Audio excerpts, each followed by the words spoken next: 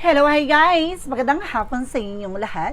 I am Chirrugas Mamasagari Channel, a faith healer, also a tarot reader. So ngayong hapon na to, tignan natin ako yung sabihin sa inyo ng ating mga gabay. So this is a special pasilip, no? For the month of February 20 hanggang February 28, no? For the sign of Virgo. So Virgo, welcome sa my channel. Ano kayang messages, advices, and spirit guides ang ating masasaga for today's video? Kanina kayang energy or kaganapan sa buhay ng mga Virgo signs. So, guys, this reading is something pawang gabay lamang, ha? And of course, don't forget to like and subscribe my channel and click the bell for more videos update. Kasi maraming salamat po sa mga walang sawang pag-support sa akin channel, lalo na ang hindi skip ng ads. And of course, paki-support din ang akin second channel, guys. Napaka-subscribe din po ako dyan with all bell. No, ang pangalan po is Maestra Ganda Psychic Tarot. No, mag-upload din po tayo dyan ng mga zodiac signs, politics, at the same time celebrities, no, na reading. So guys, maraming salamat po. Pero of course, alamin natin, no? Etong reading na ito ay within February 20 hanggang February 28 lamang, no? Ito ay for the sign of Virgo. So let's see. Angel Spirit, please give me information po.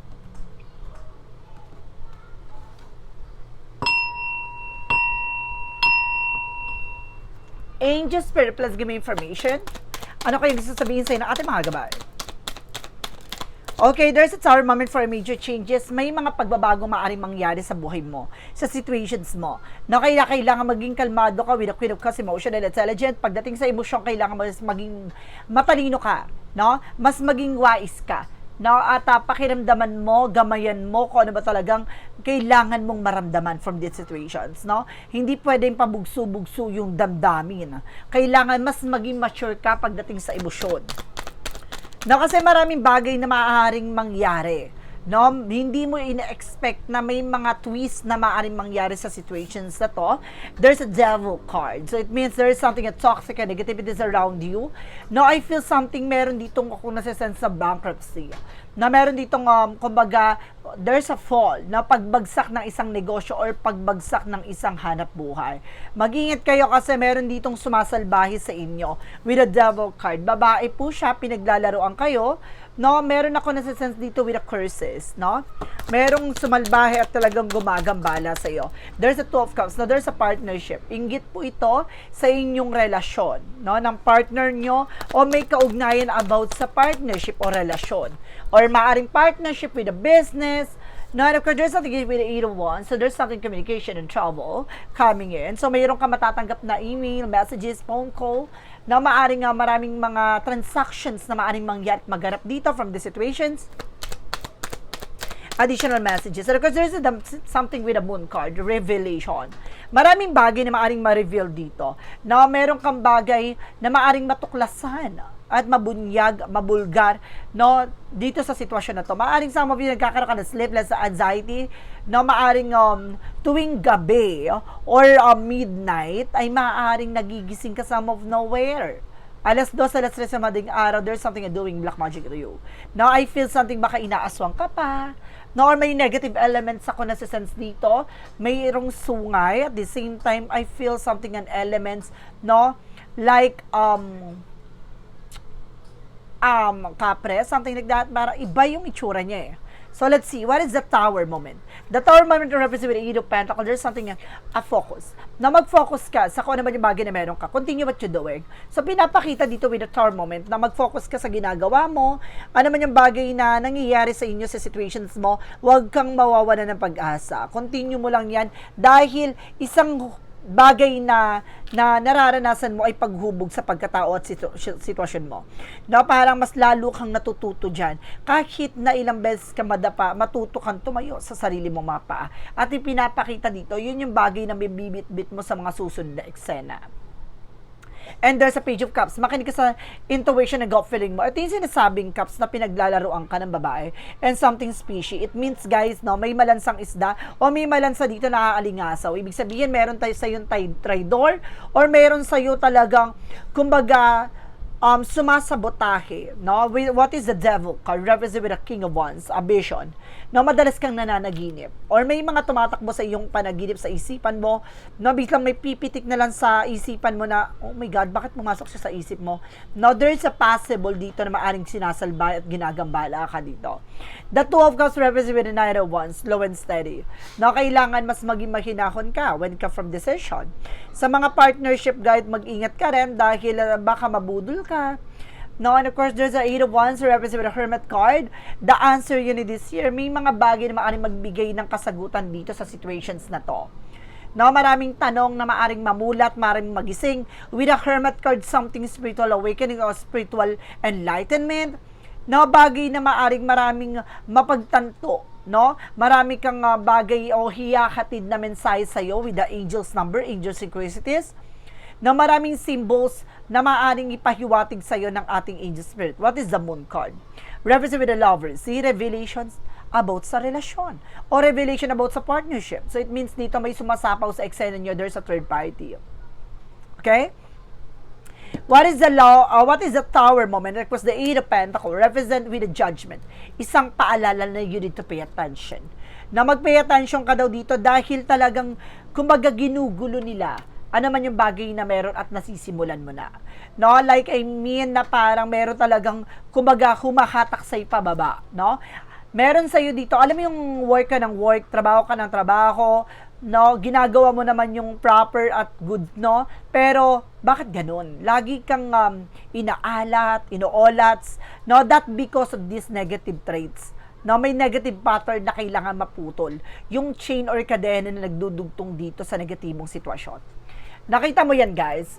May kadena, 'di ba? Ito yung sinasabi ko na connected dito ang iyong relasyon. So it means no, it's either an ex o may related dito about sa relasyon or sa related or relatives nyo or friend of yours. Basta there's something in mutual or connections. Now, what is the Queen of Cups emotion? What is the Page of Cups? Represent with the Nine of Pentacles, being security.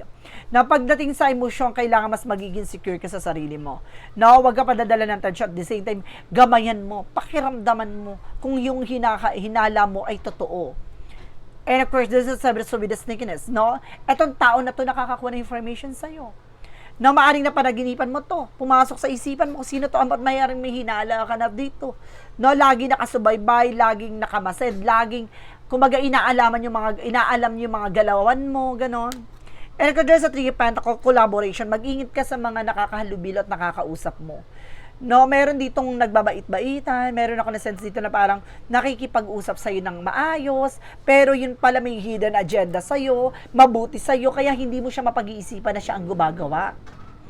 And of course, there's something, guys, with Ten of Pentacles, there's something for long term. Magkakaroon ka na pang matagalang situation dito. Ibig sabihin, magkakaroon ka ng long-term success.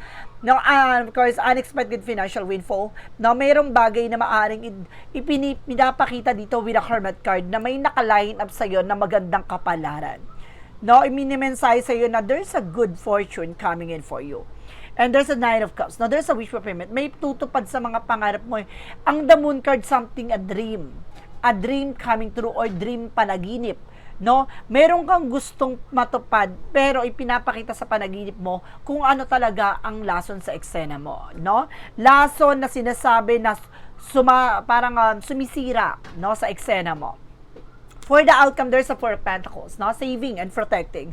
Ano ba yung bagay na meron kailangan mo proteksyonan nito at pangalagaan nito?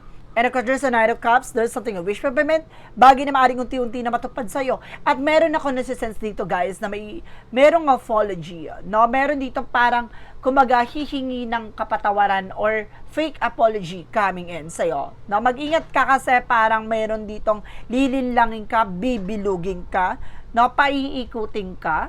And of course, there's a Six of Swords, there's a transition. Kumaga, mayroong bigla ang pagbabago. Bigla siyang magbabago ng tactics, magbabago ng situation, or magbabago ng eksena. Now, and of course, there's something, guys, with the Ten of Wands, something a burden. Meron talaga nagbibigay pabigat, no, sa iyong relasyon, sa pagsasama mo. Kaya, hindi ka ba nagtataka sa relasyon? Laging, kumbaga, ginagaslight ka, ginaghosting ka, or laging nagkakaroon ng struggles pagdating sa connection yung dalawa ng person mo. And of course, there's a star card for healing and recovery. No need to worry. Dahil may pag-asa dito na magkakaroon ka na pang matagalang tagumpay, pang matagalang kaligayahan, at pang matagalang relasyon. isang daan with the hermit card. This is a spiritual journey. Daan to pagdadaanan mo to para matupad to mga bagay na gusto mo mangyari. Pero, isang bagay na to ay mensahe na kailangan mo mag-pay attention. And because there's the Queen of Wands, by confident, lakas naman loob mo. No, ang gumagawa dito, guys, babae.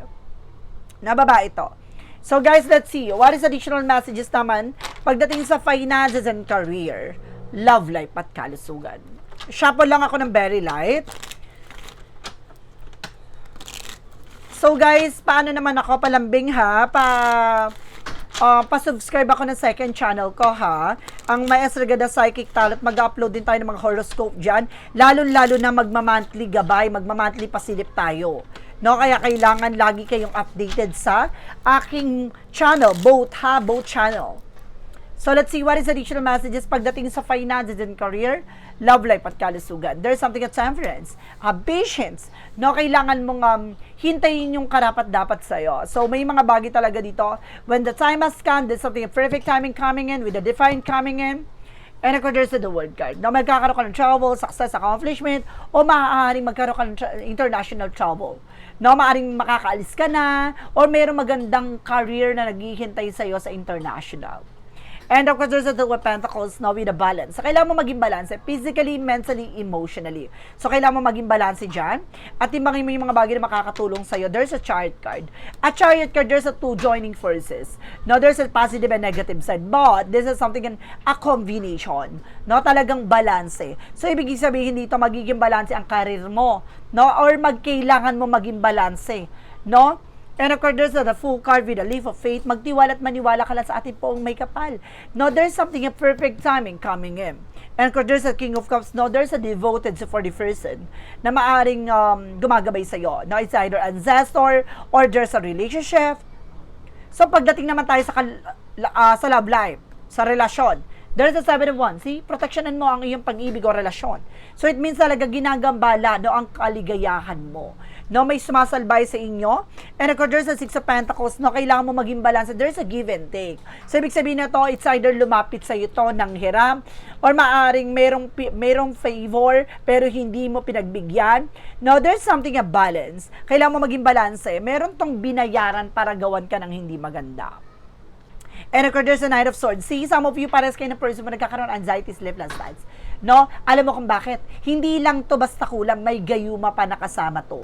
Na para lahat na mamahalin mo, lahat magiging karelasyon mo, iiwan ka, lolokohin ka, igagaslight ka.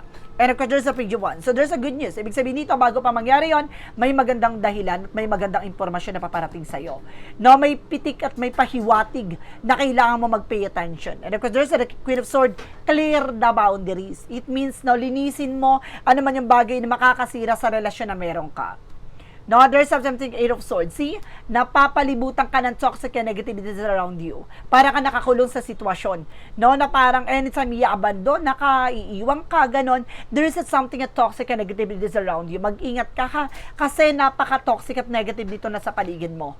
No, kailangan mo makalat, makawala dito. Kailangan mo alisin to.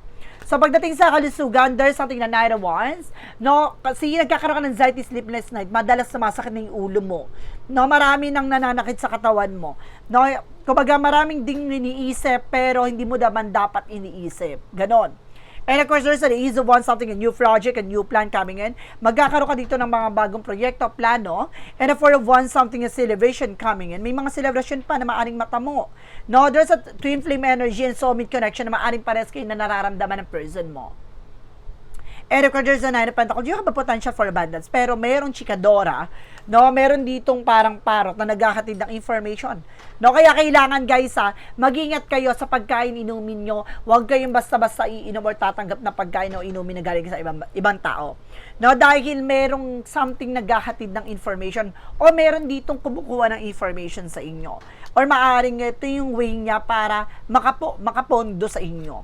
And there's a magician. See, I told you. There's something na parang may sumasalbay. There's something creation. Talaga may gumagawa sa inyo. And there's an emperor just being mature enough and being grounded. So, parang inaano nito para makontrol ka. So, just being mature enough. No? Huwag kang magpapabudol, huwag kang magpapaniwala sa tao na to. No?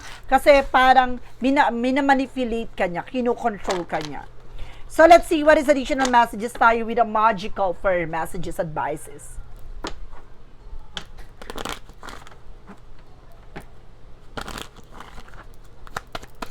What is the magical for messages advices? So this is something, guys, with whom do you need to forgive?